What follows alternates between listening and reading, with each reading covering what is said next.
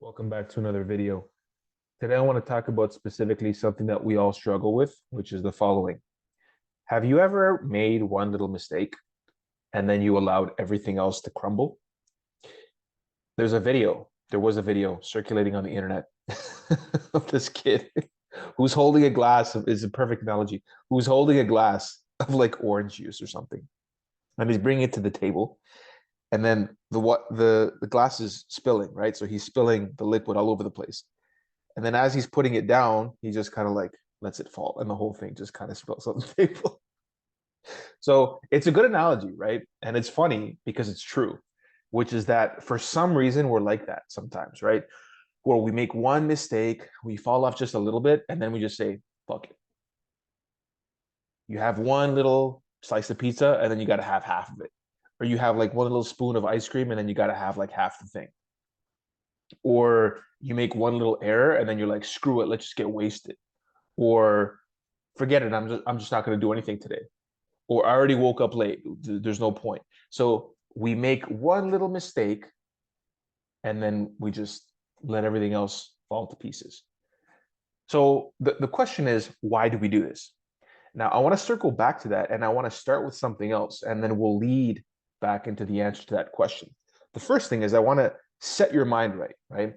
I want to prime you properly because by priming yourself with a question or a principle, you can actually orient your life. So no matter what you're doing, you don't have to focus on like the little tiny details because when you understand like the overarching picture and what your purpose is, it's a lot easier to like figure things out. And I don't mean you have to know what your purpose is. That's not what I mean. But I mean like the principle behind the importance of that, because then you're going to have the right intention. Like you're going to be orienting yourself towards determining, okay, what is the priority? What is the right thing to do? What is aligned, right? What is my responsibility that I also have to take care of? Because remember, we all have responsibilities. It may not be in line with your purpose to do whatever it is that you're doing to put food on the table, but if you have a family, you have to do that. It's not like, oh, I'm just going to do my purpose. Well, you actually have people to feed. So make sure that you're also taking care of your responsibilities. So let's take it one step further. Your responsibility. You have a responsibility to yourself and to the universe, an obligation. Your obligation is to find out who you are, to discover the gifts that have been bestowed upon you, and to give them back to the universe. So you have to find out what's been given to you and how do you give back.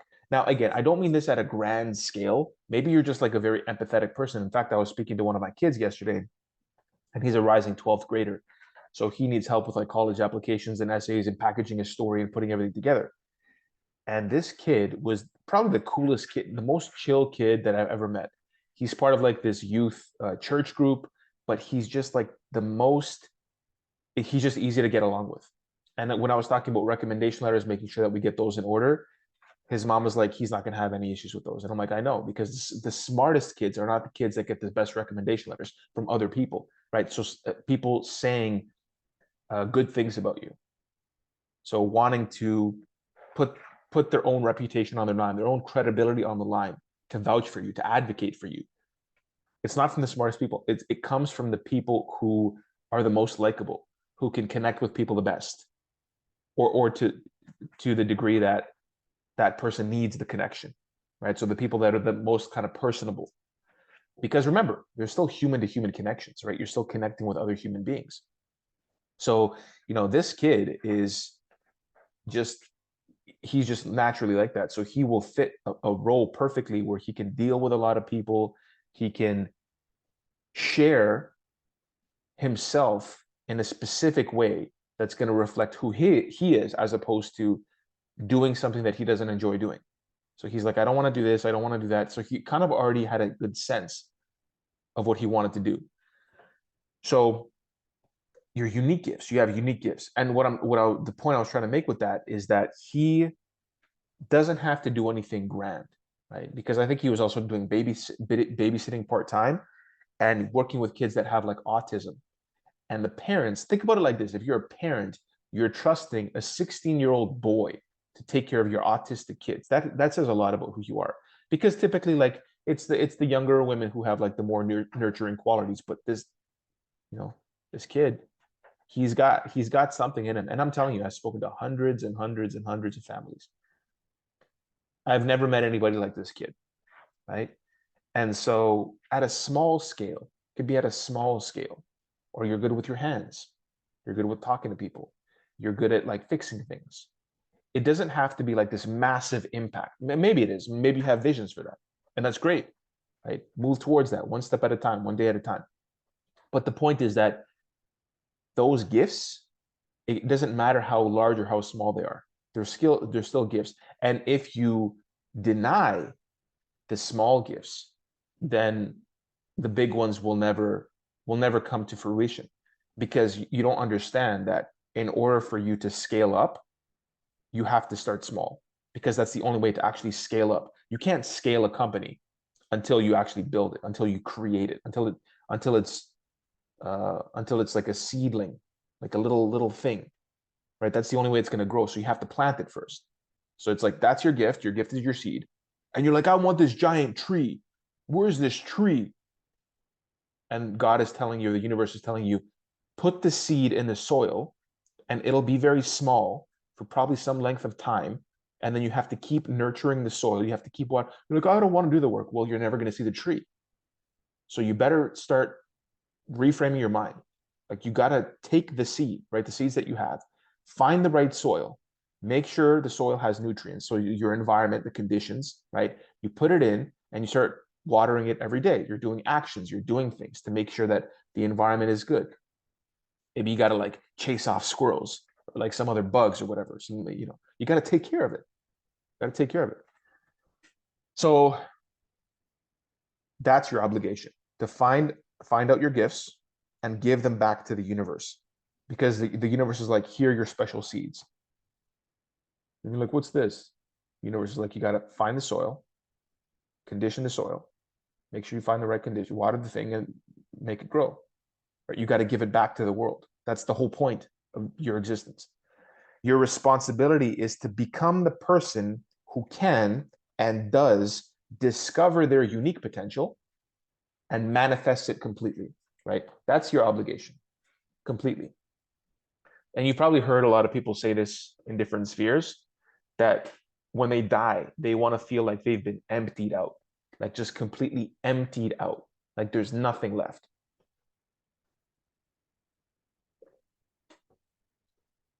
So how do we tie this into the point that I mentioned at the top of the meeting, at the top of the video? Well, we make one little mistake, then we allow everything else to crumble. Why do we do this? One of the reasons why we do this is because when we make an error, for some reason, we put all of our attention on that error and the trajectory that that error would follow.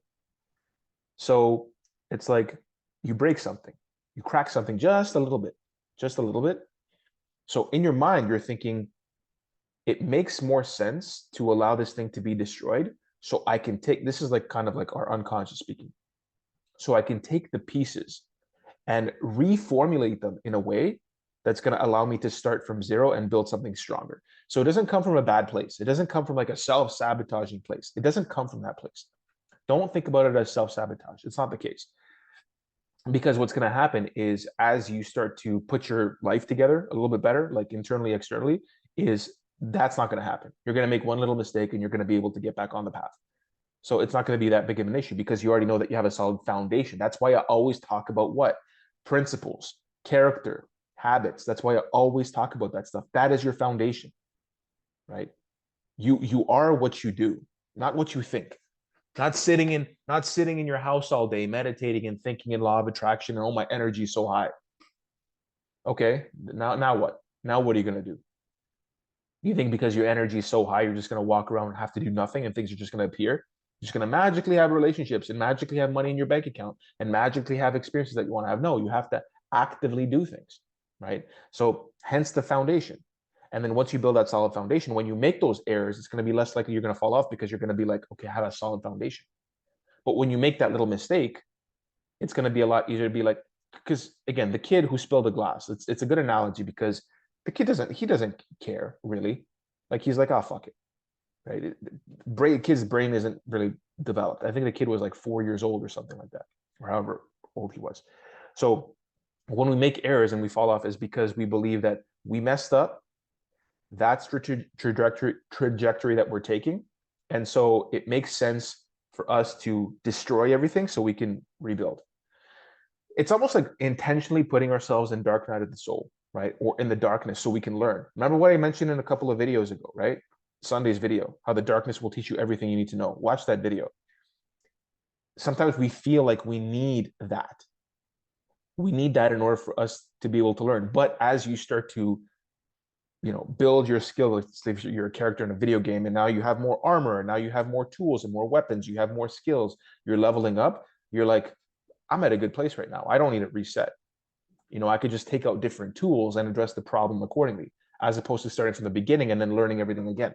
So it doesn't come from a bad place. It doesn't come from like a self-destructive place. You can consider it that way. You can see it from that perspective, but it's not going to be helpful, because then you're framing everything as like being destroyed as opposed to going into the darkness so it can serve you. Now, what I'm not trying to say is when your life is going good, go back in the darkness intentionally, right? But sometimes it's important, like I mentioned in that video, to sit in the darkness, in the literal darkness, in the physical darkness, and just think about your life, because it can get uncomfortable. So you don't have to destroy everything, but you do have to like have moments of like silence, of just peace, where you're just with yourself and doing nothing else. And you're going to see what comes up. And it can be very uncomfortable. So that's effectively what I wanted to cover today. So keep that in mind. And one other point that I wanted to cover, considering I'm on a roll, and I'll find a way to tie everything together and title this video appropriately, is ASFM. She asked a series of questions in one of the comments that she made on one of my videos, and I want to cover another one.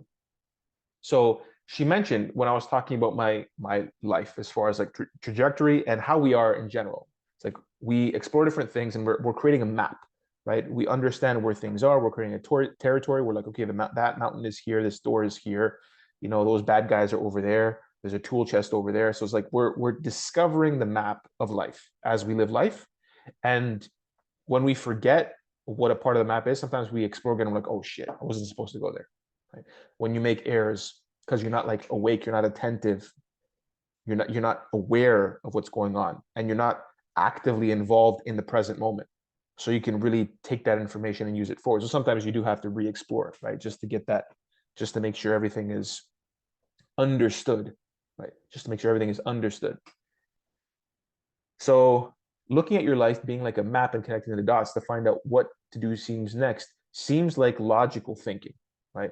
Which it is. You're looking at territory, you're like, okay, what is the logical move? But isn't that contrary to the alignment that I was looking for when I was talking about like I'm looking for things to be aligned with?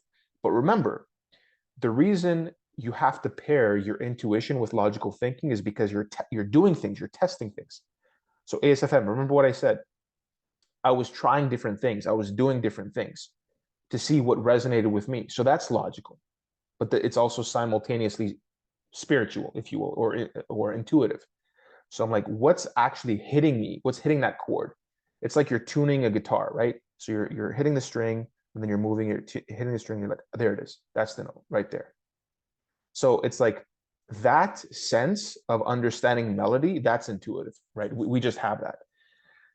But you still have to actually do this stuff to find out. Okay, logically, it's like this, because the thing is that you can actually measure the tension of the string and find out how far you need to tweak it. You can mathematically do this until it hits the resonant note. So it's a combination of like logical and intuitive. So, and then she mentioned the ad that I followed on YouTube, because I mentioned when I was totally broken, I had nothing. I just saw an ad, seemed random, and then I clicked on the ad, and then I started the sales training program, and that kind of like led to this massive ascension.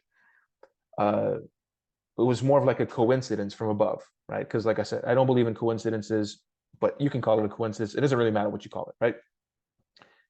It seemed random, not purposely chosen by you as the next step to be taken as a result of your thinking. This is a very important point, and this is very critical, and I don't think I've ever covered this, which is this. As you start to do right things, and as you start to be more, it's like Tony Robbins' experiment. And the reason I like this experiment is because it proves the point perfectly. right? And I think I covered this in a previous video, but in case you don't remember, I'll mention it again. So Tony Robbins, he's got I don't know if he created it, but he does this thing where he's in a hall, right, in a stadium or whatever, and he has everybody close their eyes. He has everybody look around the room. He's like, everybody look around the room and look for red. Red, look for red, look for anything that's red. Red, look for red, look for red. Now close your eyes. Everybody close your eyes. And he's like, now tell me everything that you saw that was blue. Oh, yeah, that was hard. And then he says, tell me everything that you saw that was burgundy, but you called it red, just so you can feel like you were successful. And people laugh, right? The point of the matter is, like, what you focus on is what you begin to see. So, and then what's going to happen is things are going to appear and you're going to be able to use them or not. They're like flashcards. Like, you decide what you want to do with that. So yeah, I mean, it could have been random. It could have been random. But because my mind wasn't operating in that sphere of like randomness, because here's the thing, is if you don't believe things are random and you think everything is here to help you for some reason, guess what you're going to do? Everything that happens, you're going to find out, you're going to ask yourself, how is this helping me? You're going to create more awareness in that direction. Because if you don't think anything is here to help you, then you're just going to live life and you're not going to see anything that's red. You see the analogy? You're just going to be like, okay, that's that, whatever. Maybe you missed an opportunity. Maybe you could have spoken to somebody. Maybe the woman or the man of your dreams walked by and they looked at you and you weren't even paying attention, right? Because nothing means anything, or you don't really care, right? So if you take the frame of mind that everything is somehow here to help me, somehow here to teach me, then whatever occurs, you can use it. So listen, it may have been random, but I don't believe that. So if you believe in randomness, that's fine. But nevertheless, still take the frame of mind that everything is here to help you, because that doesn't require you to believe in any kind of like supernatural being, a God, or the source of everything, even though, of course, there's a source of everything. Where do we come from, right? But having that line of thinking is only going to serve you, because you're going to look at everything as like an opportunity. And if you've been doing things to put you in that frame of mind, to at least, at least try a little bit, then you're going to see that. Just try it today. Try today. Tell yourself, how is this here to help me? So everything is here to help me. How can I use this? How is this an opportunity? How can this help me in some way? How can this serve me? Either in my life tangibly, or in the way that I'm thinking, or in the way that I'm feeling, or in some of those, in one of those spheres, right? How you're thinking, how you're feeling, or what you could do, right? How can that help me? And reflect upon it and think about it. So yeah, I could have seen it as random, and I could have thought that nothing of it and just scrolled by, and maybe it would have been somewhere else. Who the hell knows? But remember, those things have to be aligned. Everything is aligned, right? Your intuition, your logic is aligned. You're building a solid foundation, and then as you build that foundation and you start to do the right things, then you can create more awareness. You can become more intuitive. You think more clearly, hence more logically, and then you start to build your life up so that when you do make mistakes, you don't have to crumble. You don't have to let it be destroyed completely, so you can rebuild from the foundation, because you already have that foundation. So I managed it. I managed to bring it all around to the beginning. So I hope that was helpful to kick off your Wednesday. What is it? Thursday? Thursday. I'm losing track of the days. And it's 10:17 a.m. So I'm going to upload this right now. So hopefully you can get some use out of it. And yeah, if you have any questions, leave them in the comments. I read them all, as you know. And that's it. Like the video if you like the video. Subscribe to the channel. Subscribe to my newsletter. I publish articles there. I think they're pretty good. I hope they are. But you tell me. And yeah, in the meantime, I will see you soon.